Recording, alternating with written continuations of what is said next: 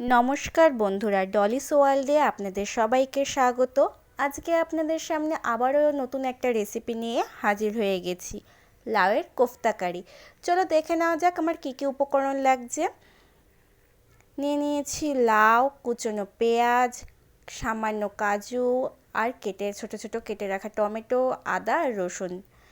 আমি গ্রেট করা লাউটাকে জল ঝরিয়ে রেখেছিলাম, তার মধ্যে নুন, হলুদ, লঙ্কার গুঁড়ো আর বেসন দিয়ে আমি এটাকে মেখে নেব।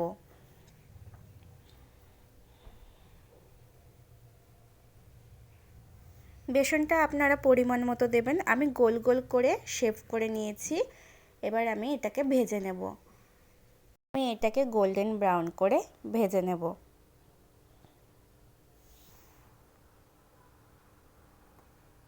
আমি অন্যদিকে কড়াইতে তেল গরম হতে দিয়েছি, তাতে কুচনো আদা আর রসুন দিয়ে দিয়েছি। এটা গোল্ডেন ব্রাউন হয়ে গেলে তারপর আমি পেঁয়াজ দিয়ে দেব। পেঁয়াজগুলো দিয়ে দিলাম। পেঁয়াজে আমি সামান্য পরিমাণ লবণ দেব, পেঁয়াজটা নরম হওয়ার জন্য।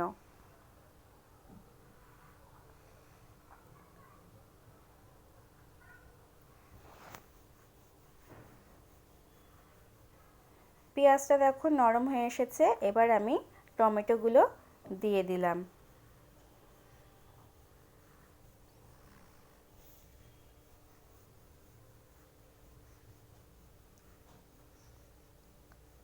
তাতে আমি কাজু, লঙ্কার গুঁড়ো, নুন আর হলুদ দিয়ে দেব।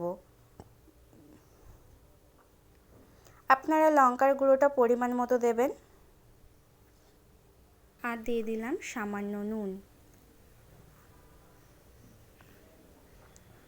এবার আমি ভালো করে নাড়াচাড়া করে নেব। ভালো করে আমি নেড়ে চেড়ে নেব। দেখো এগুলো সব মিশে গেছে, টমেটোগুলো গলে গেছে। এবার আমি পেস্ট করে নেব। আমি পেস্ট করে নিয়েছি। অন্যদিকে আমি কড়াইতে তেল গরম হতে দিয়ে দিয়েছি। এবার আমি দিয়ে দেব কসুরি মেথি। কসুরি মেথি আমরা 2 স্পুন দিলাম। এটা আপনাদের পরিমাণ মতো দেবেন কারি হিসেবে। এবার আমি পেস্টগুলো দিয়ে দিলাম।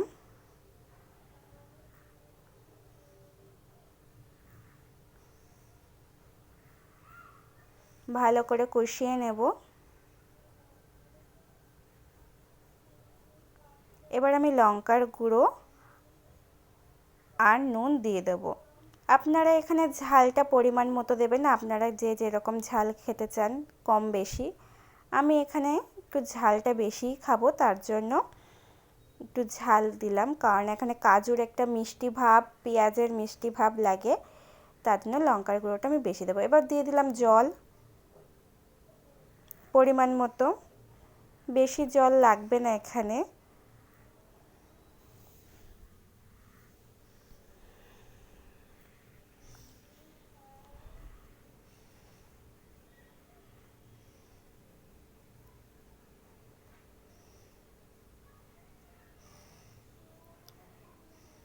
এবার আমি কোফতাগুলো দিয়ে দেব।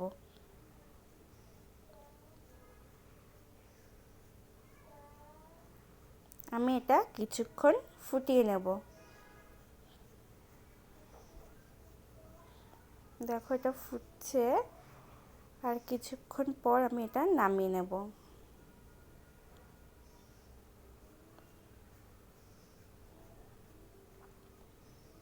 আমার কারিটি হয়ে গেছে। এবার আমি নামিয়ে নেব।